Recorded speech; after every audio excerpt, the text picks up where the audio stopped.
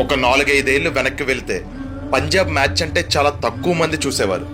Points టేబుల్లో కూడా ఎప్పుడూ బాటమ్ హాఫ్లోనే ఉండేది. అపోనెంట్స్కి వాళ్ళంటే ఒక ఈజీ విన్.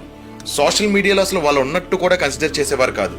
కానీ చరిత్ర ఎప్పుడూ ఒకేలా ఉండదు.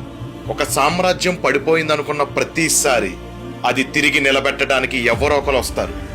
ఎవ్వరూ పట్టించుకున్న టీంలోకి ఒక నాయకుడు అడుగుపెట్టాడు. కాదు, ఒక దగడొచ్చి జాతిలో జోష్ నింపిండు.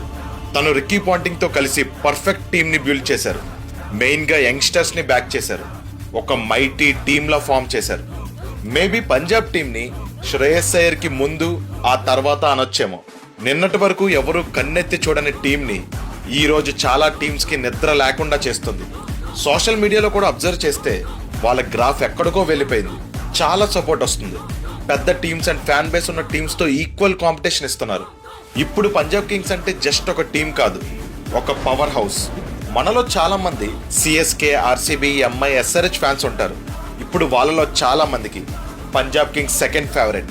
ఇలానే 4-5 ఏళ్ళు అయితే ఖచ్చితంగా వన్ ఆఫ్ ద టాప్ 4 టీమ్స్లో ఉంటుంది. ఈ సడన్ చేంజ్కి రీజన్ ఎవరంటారు? కామెంట్ చేసి చెప్పండి.